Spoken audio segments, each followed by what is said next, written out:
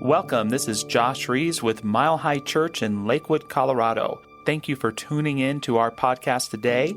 For more information about our church, please visit our website, milehighchurch.org. And our series this year is called Spiritual Practices for Healing, Thriving, and Peace of Mind. So I am enjoying the discovery of these practices. Great content is available on our website to support you in this journey. It's really easy in life, and especially in these days, to get into just showing up here and there, coming on Sundays, and then going on with your week, and then coming back on Sundays. And what I've experienced in my personal life and have known other people is that there's something about not just observing, but getting involved. And so going into that content and exploring it on the website, if you're in a small group, congratulations, thank you for doing that and participating. The information from the small groups is on our website. And it's additional work and additional practices throughout the week to really anchor in what we're learning and doing together on Sunday mornings. Really, really a powerful, powerful thing to do. To go from observer mode to engager mode, to engage and to step in. So we invite you to step in. And I get the wonderful honor of introducing the annual initiative that we're going to be utilizing here at Mile High Church this next year. We've been doing this for the past few years, coming up with some idea, concept, way of being that can support us and that we can weave through all we do here for this year. And the 2023 spiritual initiative is spiritual practice. And so we are going to experience expanding our sense of spiritual practice in our life. And yes, that of course includes our meditation and prayer practices, absolutely. But that's part of why we've extended the silence in the service to 60 seconds to have some true moments of stillness. We have a meditation. You can come early for the service at 9:30 and go into the chapel. And one of our practitioner prayer partners is leading a meditation every Sunday morning, so you can come and do that. We're going to be doing classes and workshops throughout the year that are dedicated to helping people discover and create what works best for them around spiritual practice, because there is no one right or way to do spiritual practice. What it involves is finding that which works for us and supports us on our journey. And one of the classes I wanted to let you know is available on the website as of today is our first self-paced class. It's free to anyone who would like to take it. It's called 4 Power Practices to Uplift Your Life. It's a class that Josh and I did, and we've packaged it in such a way that when you sign up for it, the modules unlock and you can do it at your pace whenever you want to. You could do it at 3 a.m. in your jams if you want to. And so I encourage you to consider signing up for that class and having the next 28 days exploring a spiritual practice or two for yourself so that you can start to integrate it into your life. I think our quality of life increases tremendously when we have spiritual practice. And that includes also reflective walks, it's journaling, it's ritual that supports us, it's praying before our meals and acknowledging and weaving the notion of the infinite through our life, that we're making spirit the core of our daily life through spiritual practice. And so we invite you to join us for that initiative. The meditation teacher, Ken and I took an online class from her, Emily Fletcher, who created Ziva meditation, says the point of meditation is not to get good at meditation. The point of meditation is to get good at life. And I would say that's true of spiritual practice. The point of spiritual practice is not to get good at spiritual practice. The point of spiritual practice is to get good at life. And the last thing I will say about our initiative is that in all the years I've had the honor of teaching practitioner classes, when folks step into the practitioner training classes here, it takes them 2 school years to go through that training. It's no longer an option to to have a spiritual practice. That is a part of the curriculum that they sign up for. And honestly, many of them are resistant because they have to fill out things and kind of show us what they're doing and how it's working. Yeah, you remember, don't you? She's like, no, yeah. But I will say that as people emerge out of that work, that more of them have said the one thing that you all teach around here that has made the biggest difference in my life as far as my peace and happiness and ability to live a good life is having spiritual practice in my life. So I can't say enough about joining us in this initiative this year. Now, for today's talk, you ready? Okay. Finally, right? Today's talk is titled Thoughts, Prayers, and Action. Co-create your life with Spirit. And of course, like many of you are probably thinking, my initial thought with this title was thoughts and prayers. Thoughts and prayer, right? We've seen it all over social media. People who approach people who are having a hard time or conditions that are bothering us, like conditions with violence or something going on, a natural disaster that might be happening, and someone will post thoughts and prayers, and someone else will get very upset and think that's quite trite and just not enough, because after all, action is what changes things. We got to get active. We got to do something to change things. And so there are those who believe that nothing will change unless we have action. And then there are those of us who tend to believe that it's some beautiful alchemy of thoughts and prayers and action, all inspired together, that create the greatest change. I just gave away my whole talk right there. That's okay. I will continue on anyway. So I understand that at first that idea can seem rather trite, but today I'm inviting us to consider a deeper walk with those three subjects. And I also want to address right away the second part of the title of my talk, Co-create Your Life with Spirit. We believe in something that you'll hear around here a lot called the creative process. We believe that there is a God force, a presence in this universe. It is not a person. Therefore, we don't refer to it as he or she. We refer to it as transcendent of gender. It is a presence. It is an energy. It's like, it would be for me like calling gravity he or she. Well, gravity, he sure held me on the earth today. Wasn't that nice? It just doesn't make sense, does it? Doesn't work. And we see that the presence that God is like that. It's not some person up there keeping track of everything and taking notes and making sure we do what he wants us to do. It is a presence that exists in and through every nook and cranny of the universe. Every molecule is absolutely alive with it. Every person is experiencing it, and that this presence moves through us, and that we are always in co-creation with it, because it utilizes our consciousness to create. It utilizes what we're thinking. Now, not just what we think we're thinking. It utilizes our thoughts, our prayers, and our actions. And everything we think and everything, we know and we understand that when we take action, something shifts. But many of us are still working to learn that when we think a thought, when we have an old thought or a new thought, we have a happy thought, we have a sad thought, we have an emotional thought, that it is part of the creative impetus of our lives. And so we know that thoughts create, and that our prayers can be a tool that we can use to help us to get more in alignment with the thoughts we would really like to have, such that the universal presence can act through us, and our co-creative energy can move in the direction that we would like on behalf of ourselves and the world we share with all the other humans on this planet. So we understand that co-creative nature.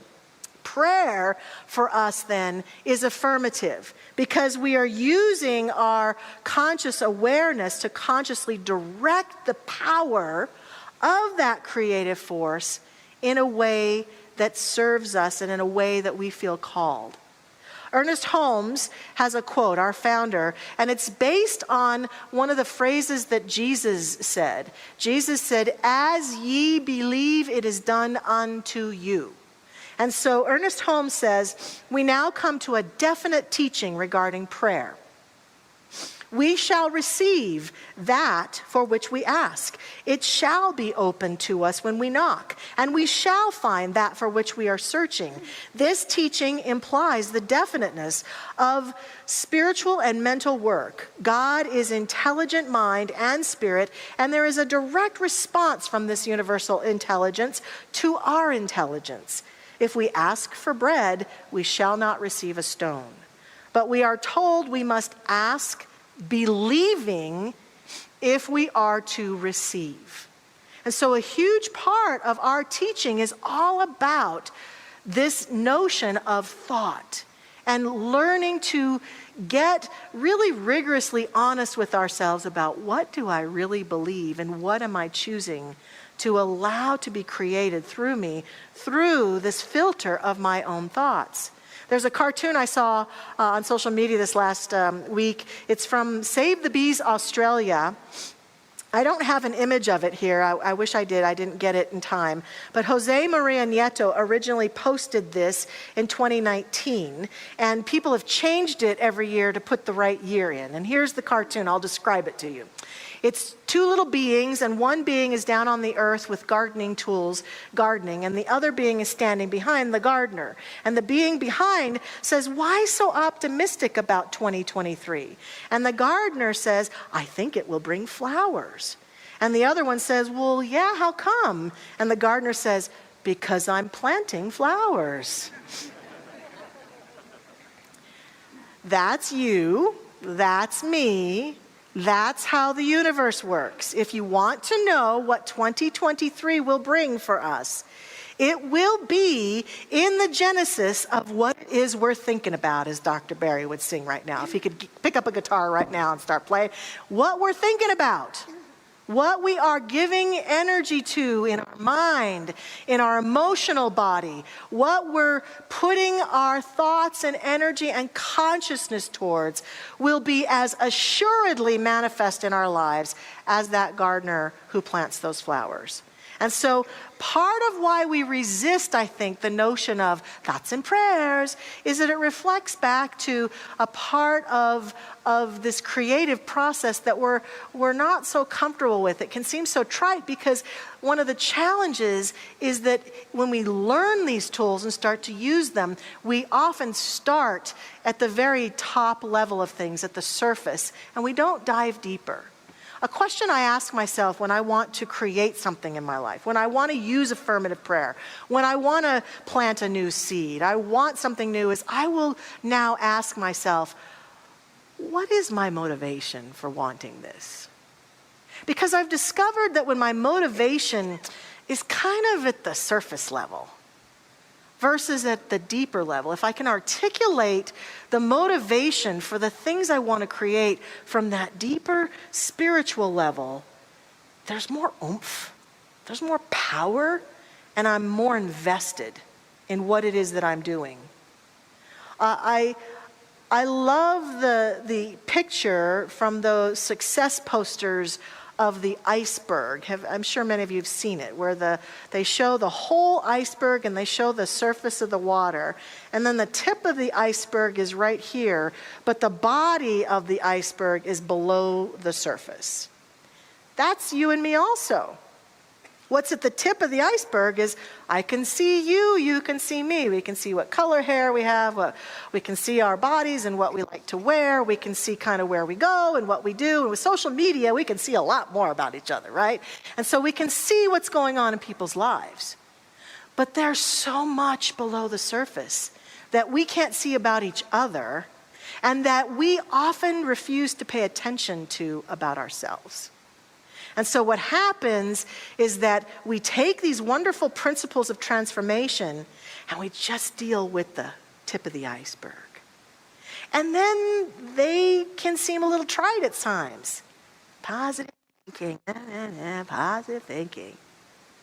But when we do some deeper work to go below the surface, which represents the deeper mind, and in our Beyond Limits class, we'll talk about the surface mind, which is the tip, and below the surface is the deeper mind. When we go into the deeper mind, we get a little more insight about ourselves that can help us choose and sense our truest motivation.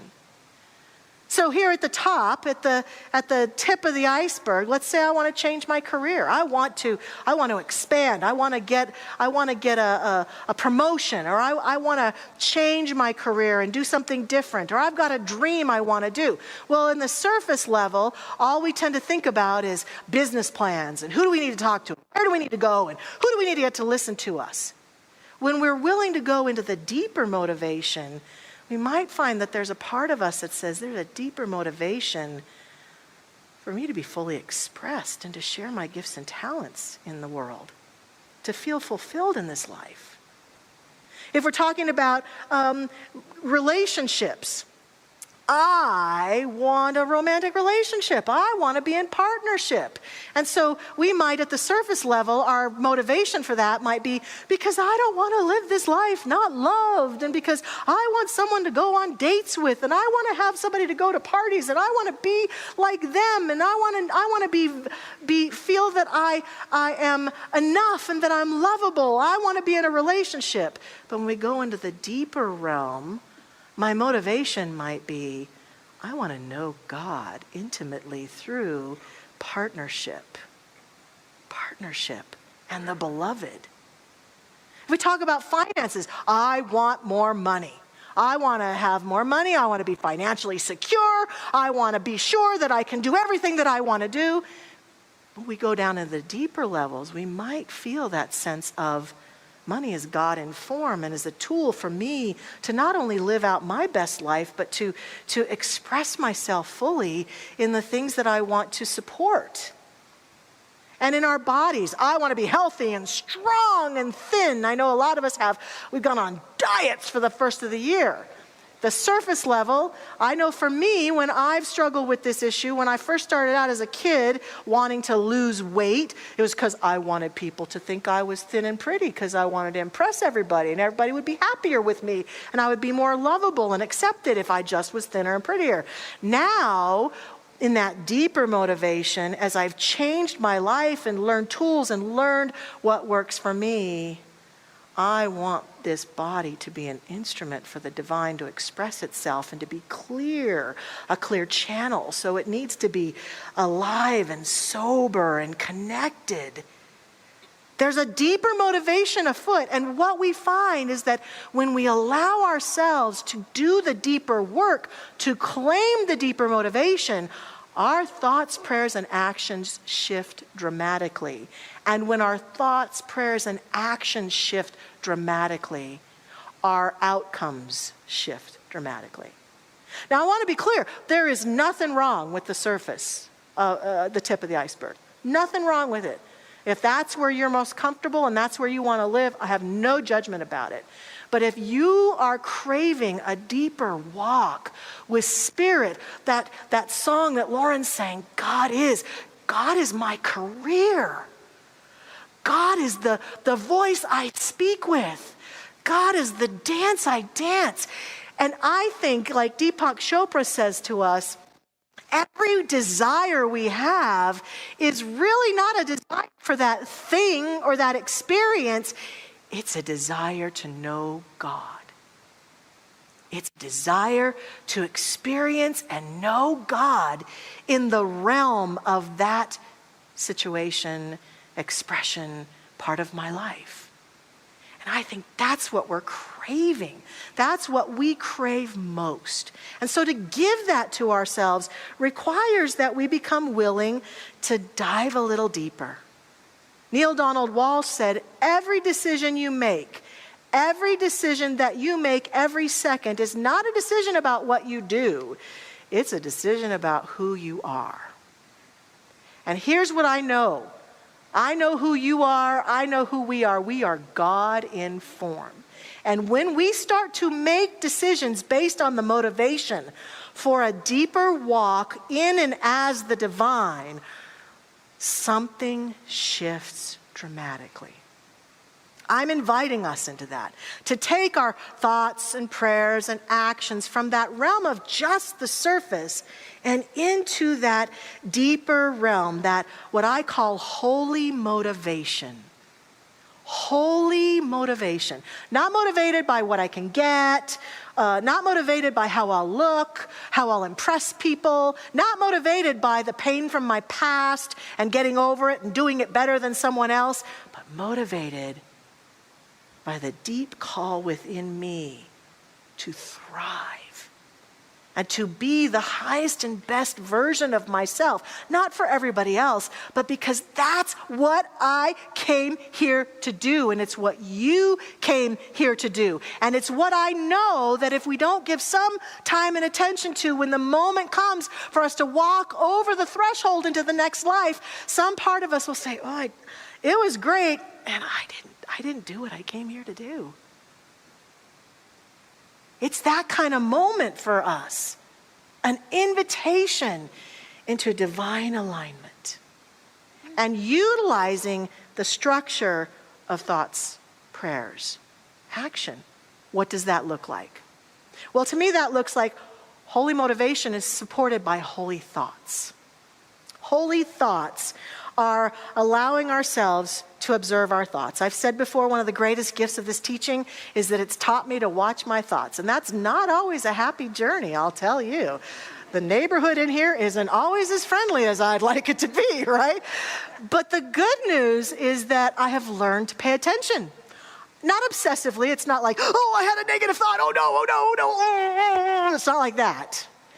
It's an awareness that says, okay, I'm moving forward towards something. I'm having a conversation in a relationship. I'm feeling that desire to express. And here come the thoughts. I'm not good enough. Why are you trying this?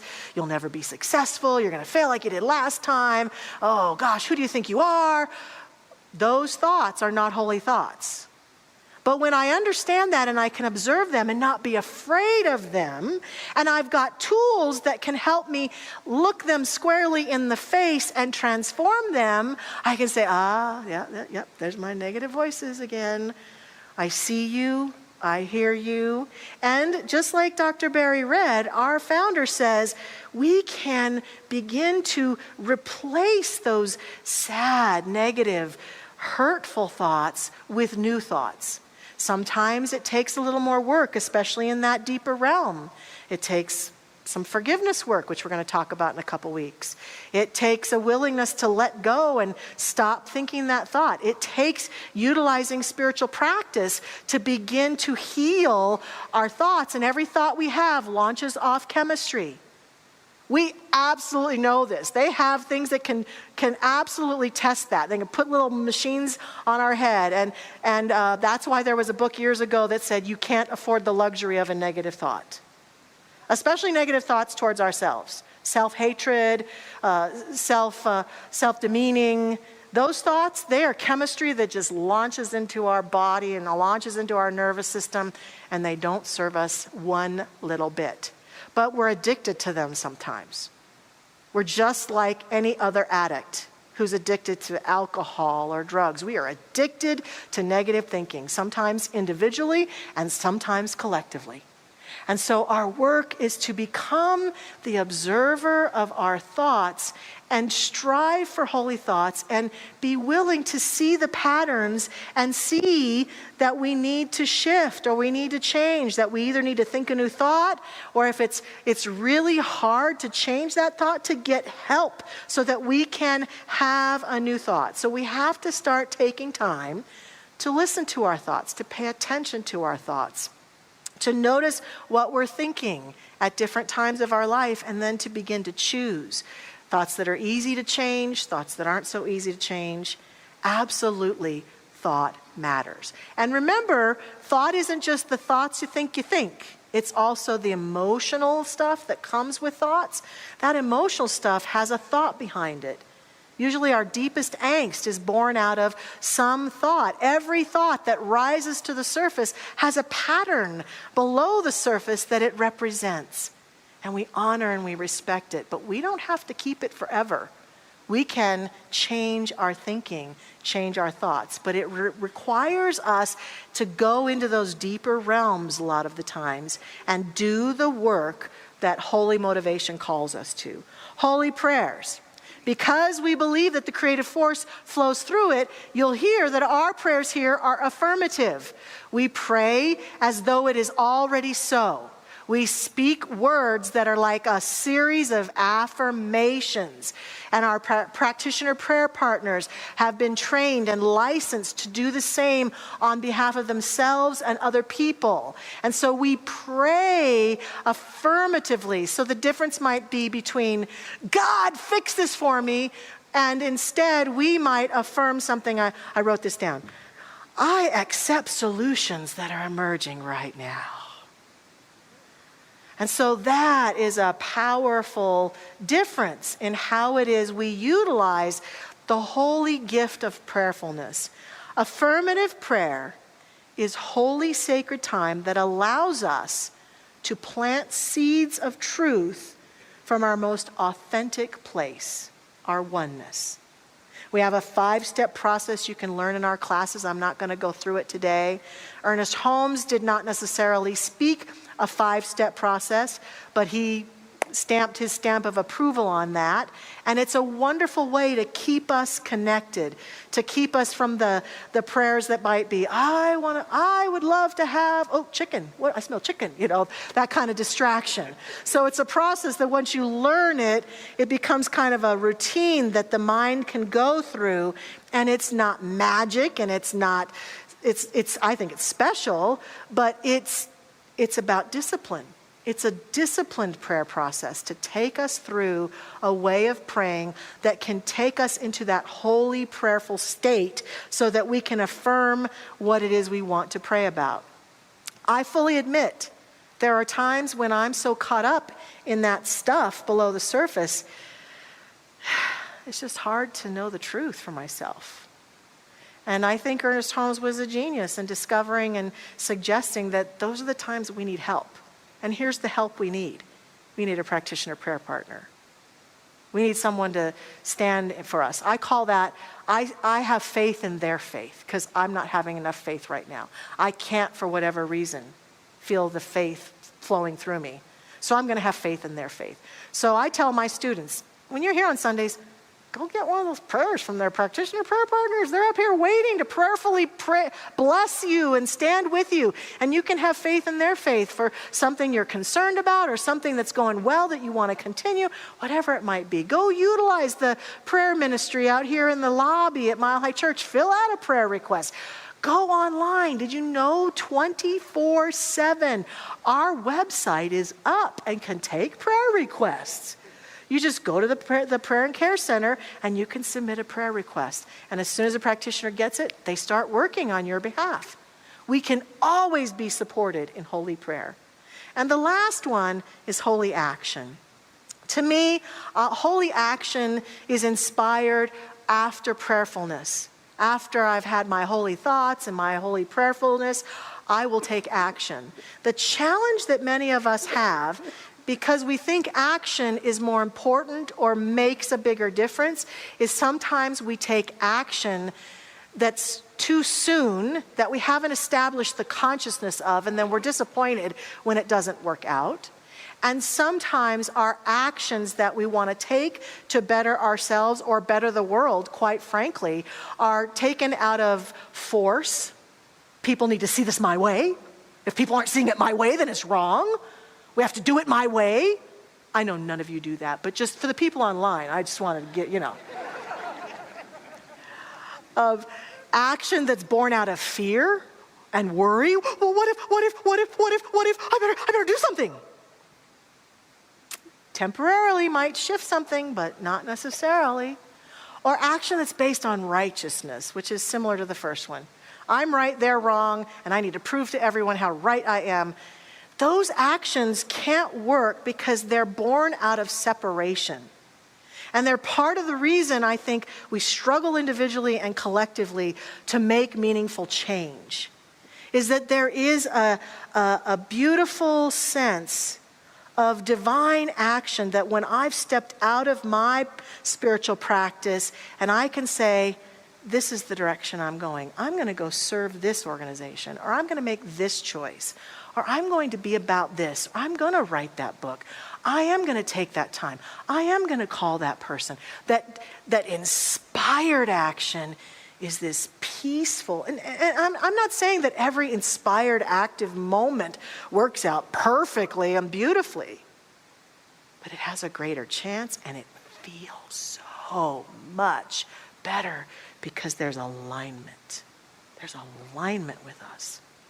So this week, consider holy thoughts, holy prayers, holy motivated action that can be like, what is mine to do today? What is mine to do in this situation? What next? And let us feel the joy of that beautiful work.